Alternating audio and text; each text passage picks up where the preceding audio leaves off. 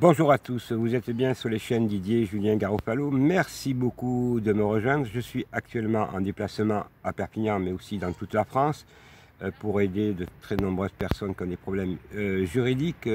Donc aujourd'hui, j'ai un ami du Conseil national de transition Canal Historique qui est avec moi en déplacement et qui va me poser quelques questions. Je vais y répondre bien volontiers devant ce qu'on appelle une dictature bien programmée.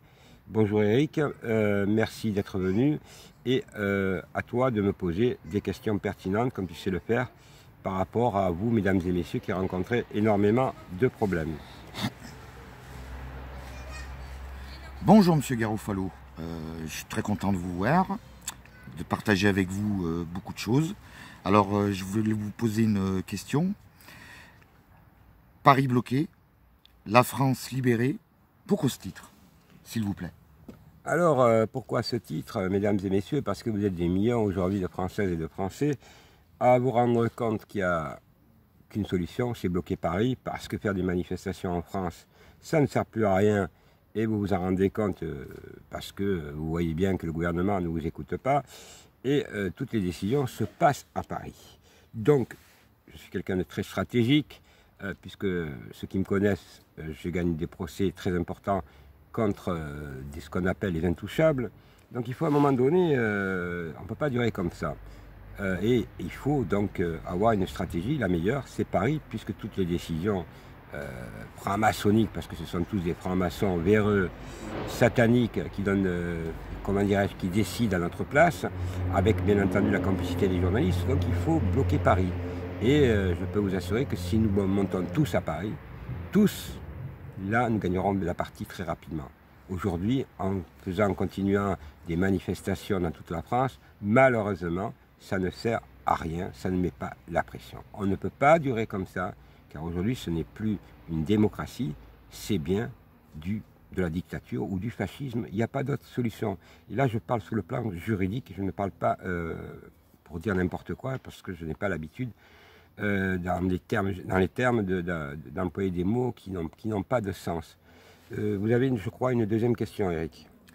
Oui, tout à fait. Je suis très content d'avoir écouté votre question, votre première réponse sur la première question. Donc la deuxième question, ce sera, lors de votre direct avec le CNT, Canal Historique bien sûr, vous avez appelé au rassemblement.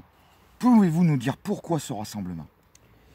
Eh bien, écoutez, lors de mon direct, et d'ailleurs vous allez avoir dans le descriptif le lien pour ceux qui ne l'ont pas vu, je remercie le Canal Historique, le Conseil national de transition, par son travail.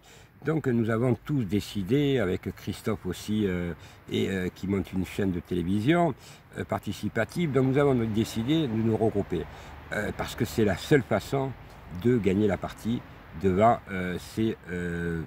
comment dirais-je, pas d'autres mots, ces voyous qui nous dirigent et qui nous mentent depuis 2 ans, parce qu'eux ont le droit de violer le droit, mais nous, on n'a pas le droit de violer le droit ou alors de faire respecter la liberté d'expression, parce qu'au sens ce terme juridique, la liberté d'expression, mesdames et messieurs, ça s'appelle la liberté d'expression, c'est que ça nous donne des droits et des devoirs également, mais là aujourd'hui, il n'y a plus de, comment dirais-je, il n'y a plus de droits. Donc aujourd'hui, c'est vraiment la pays qui devient totalitaire, on s'en rend compte, mais pas qu'en France, en Europe.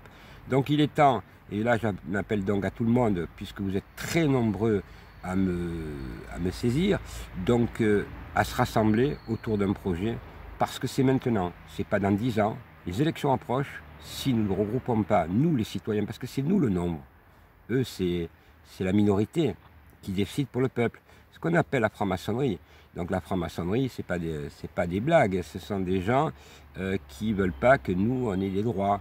Donc, et eux, ils ont le droit de bafouer, on va dire, les institutions, les décrets, et nous empêcher les libertés. Donc ils s'exposent, quoi qu'il arrive, à des procès, et ils auront des comptes à rendre, je peux vous le dire, parce que c'est sur ce plan-là qu'il faut faire les choses légalement. Alors ceux qu'ils appellent à l'illégalité, je leur dis à ceux-là, vous n'avez pas votre place. Je m'adresse donc à tous celles et ceux qui ont envie de nous rassembler, de me contacter, ou le CNT, ou Christophe, donc je vous mettrai ses coordonnées, mais il y a aussi la chaîne Agora TV, très importante en Suisse, et j'en appelle aussi à tous les peuples européens, Suisse, Belgique, Italie, bien d'autres, Espagne, avec qui je suis en contact. Donc aujourd'hui, notre force, c'est le peuple. Le peuple, on n'est plus écouté. Il faut dire à tous ces voyous, stop, ça suffit.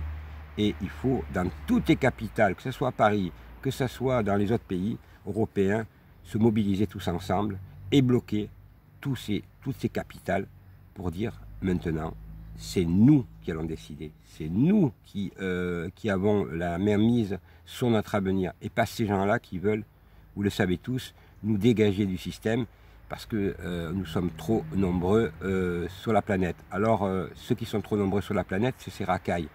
Nous, on est des gens honnêtes, on travaille, on est humains, on veut partager, mais on veut aussi que tous les autres pays du monde puissent vivre de leur richesse et pas qu'on les spolie. Et c'est pour ça qu'il y a une forte immigration dans le monde, parce que nous pillons, pas nous, hein, mais tous les industriels du monde entier pillent ces pays qui après se retrouvent dans la pauvreté et vont dans les pays où il y a encore à peu près à manger, comme on dit. Hein.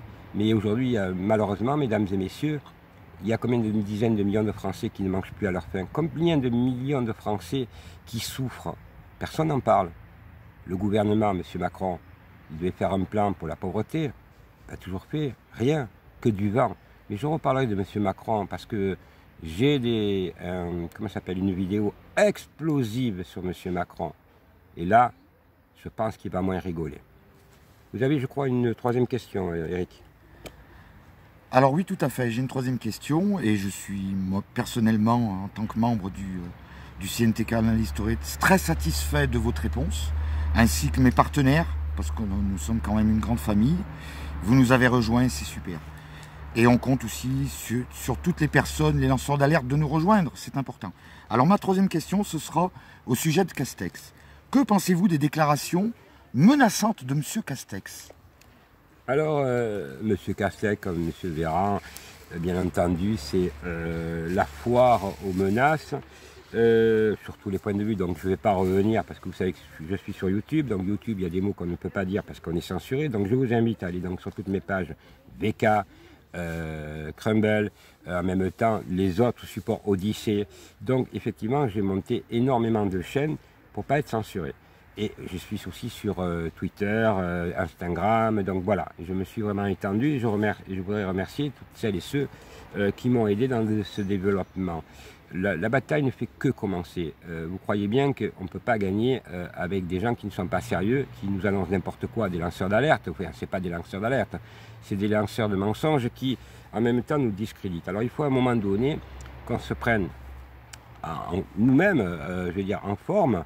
C'est ça s'appelle la forme, et que nous répondions à ces gouvernements, cet ordre mondial, enfin, cet ordre nouveau mondial, ou comme vous voulez, qui sème la terreur dans le monde en nous faisant croire n'importe quoi. Je peux vous assurer que, effectivement, même s'il y aurait à la limite des problèmes comme il y a aujourd'hui, mais là c'est plus pareil. C'est vraiment la peur qu'ils nous mettent.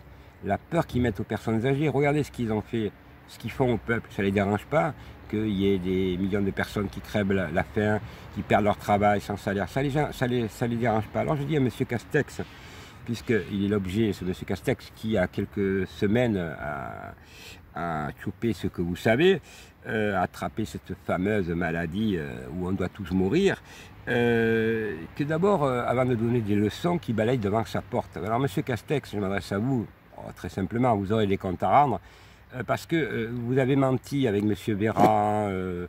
Salomon et toute la clique là. Vous êtes d'ailleurs, la plupart sont mis en examen, vous ne vous en rappelez pas. Hein. Les mises en examen, ce n'est pas les Français qui ont été mis en examen. C'est votre gouvernement, M. Castex. Eh oui, c'est pas nous, pas Garofalo, et c'est pas le peuple français. Alors il est temps, M. Castex, avant de donner des leçons déjà, d'être courtois, de parler au peuple français qui normalement vote les élus, hein, même si vous n'avez pas été élu, mais il faut à un moment donné que vous compreniez que avant de montrer du doigt les Françaises et les Français, balayez-vous surtout devant votre porte, puisque vous étiez, je crois, dans une réunion où il y avait 200 personnes, vous faisiez la bise tranquillement, et là aujourd'hui, monsieur, vous menacez le peuple français, mais par contre, vous, quand vous allez dans les restaurants clandestins, là, ça ne vous dérange pas. Eh non, ça ne vous dérange pas. Quand vous faites la bise avec les buffets, vous savez, de la République, avec les impôts des Français, ça ne vous dérange pas. Sans masque, ça ne vous dérange pas non plus. Hein. Sans rien, sans précaution. Mais par contre, pour menacer les gens le 31 décembre, alors que ça sert strictement à rien, puisque les gens seraient dehors pour le jour de l'an, là, vous empêchez les gens d'aller sortir. Mais pour qui vous vous prenez, monsieur Castex? Vous savez tout juste lire et écrire. Quand vous parlez, vous êtes un âne, et le mot est faible, et j'emploie vraiment les mots adéquats, hein, et vous vous permettez, en plus, de menacer les Françaises et les Français, et de faire peur aux personnes âgées, qui ont peur, bien entendu, puisque c'est normal que quand on est âgé, on est fragile, et on peut croire la parole d'un homme d'État, mais vous n'êtes pas un homme d'État, vous êtes surtout un franc-maçon qui a des casseroles, je vous le rappelle, monsieur Castex, puisque vous avez été mis en examen, et vous êtes dans des affaires, mais on ne sait pas où elles en sont, ces affaires aussi. Quand il y a des francs-maçons mis en examen au gouvernement, on ne sait plus où elles sont. Les magistrats français, ils oublient de vous mettre en prison ou dans les instructions de les poursuivre. Alors voilà, je vous le dis, monsieur Castex, vous êtes un invisible, un incompétent, mais un dangereux personnage avec votre gouvernement. Et vous allez avoir des comptes à rendre juridiquement, légalement, parce que les Françaises et les Français vont vous balayer aux prochaines élections. C'est une certitude. Alors j'en appelle à vous, mesdames et messieurs. Vous, c'est maintenant qu'il faut passer à des actions légales. Arrêtons de nous plaindre. Arrêtons de faire des manifestations qui ne servent à rien. Paris bloqué. La France libérée. Oui, mesdames et messieurs, je ne suis pas le général de Gaulle. Mais moi, je suis sur le terrain, en France. Et je vous le dis. Si nous ne le faisons pas, dans 4 mois, nous disparaîtrons, ils nous feront disparaître, ils n'ont aucun scrupule. N'oubliez jamais que ces gens-là, ce sont des sataniques et ce sont des francs-maçons. Ça veut tout dire. Alors ceux qui ont des fois peut-être, ne savent pas ce que ça veut dire les francs-maçons, allez voir dans mon descriptif. Et là vous verrez que ce sont des machiavéliques, des véreux, des corrompus, des menteurs. Ils ont tous les défauts du monde. Et c'est eux qui ont ruiné la France. Parce que si la France elle est dans cet état aujourd'hui, c'est eux. C'est pas vous. Et c'est à nous à prendre le courage.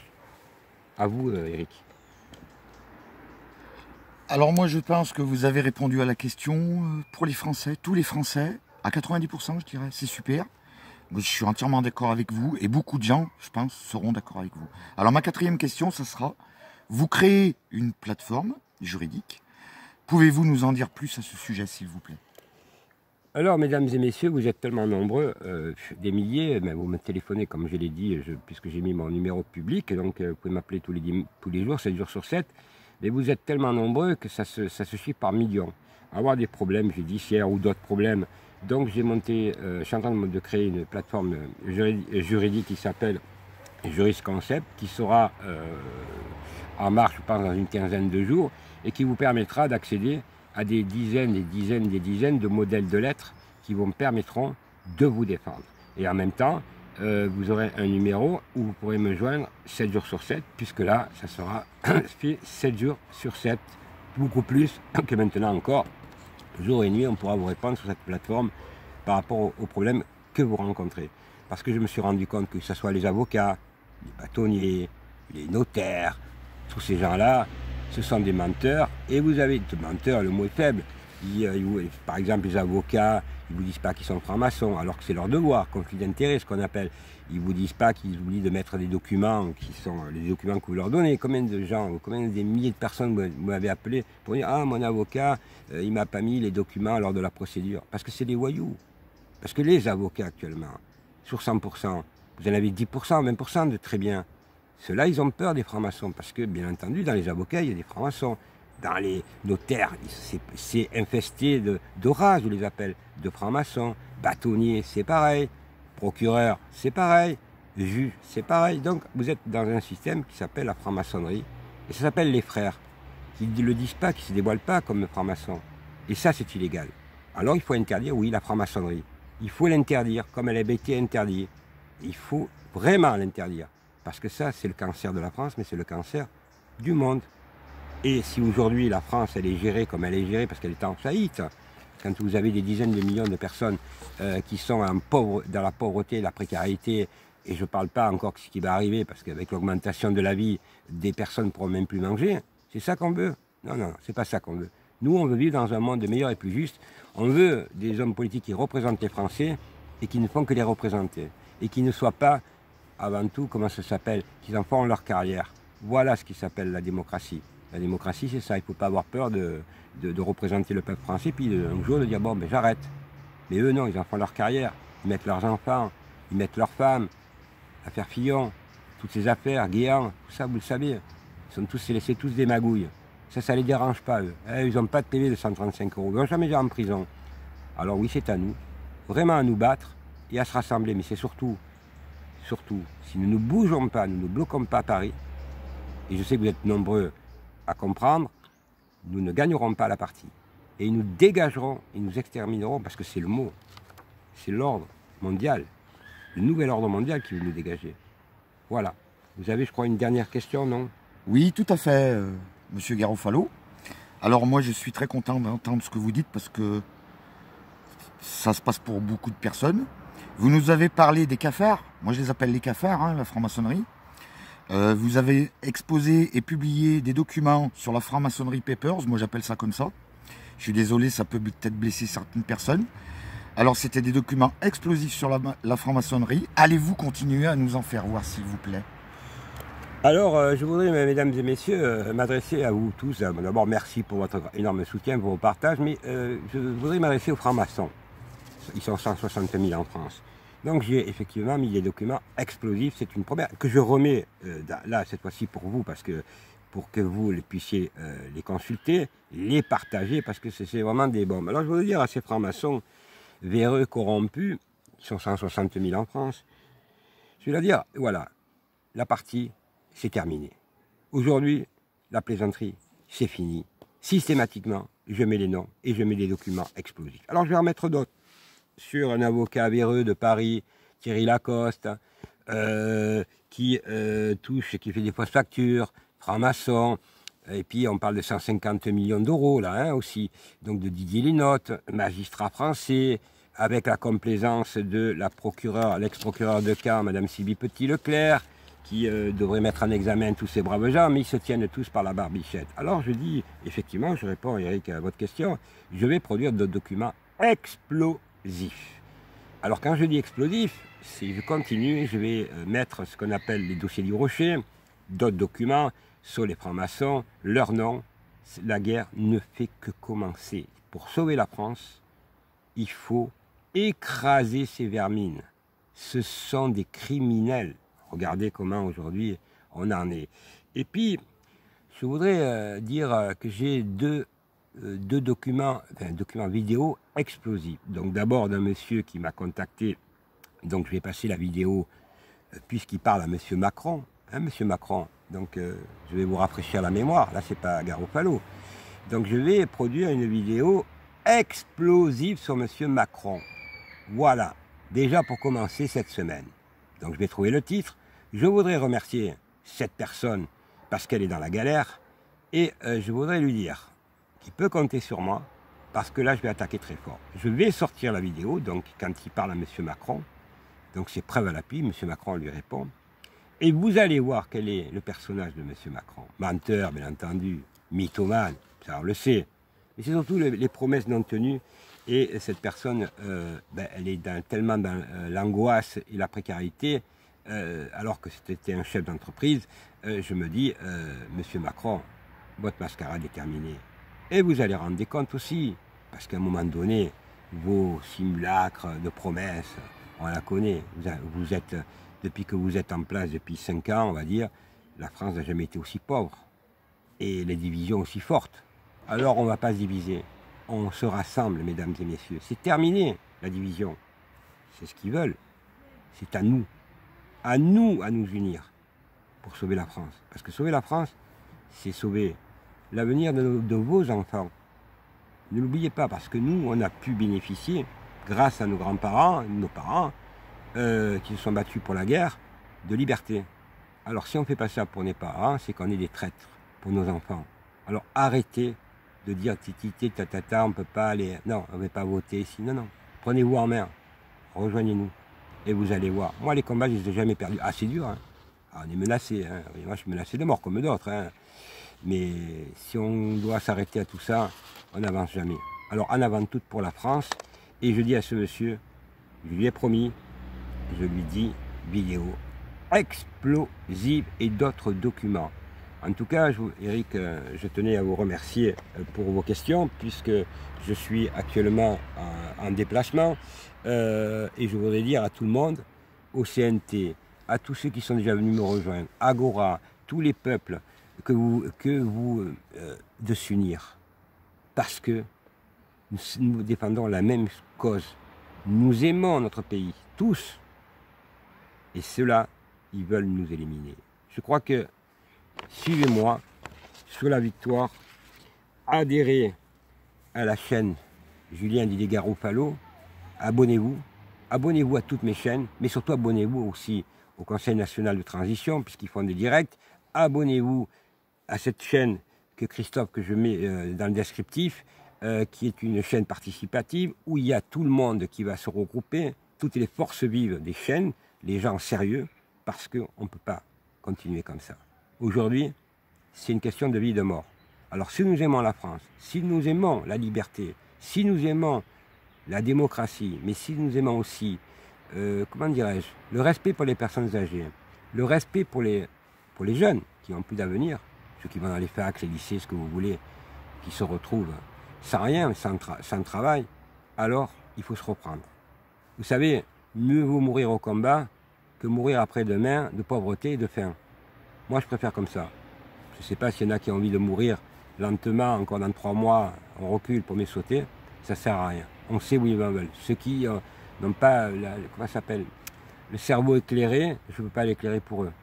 Mais nous sommes des dizaines de millions à vouloir un changement. Nous sommes des dizaines de millions à vouloir une France meilleure et plus juste, plus sécuritaire, avec du travail, avec l'économie qui redémarre. Et des libertés, dans le respect de chacun. Moi, je respecte tout le monde.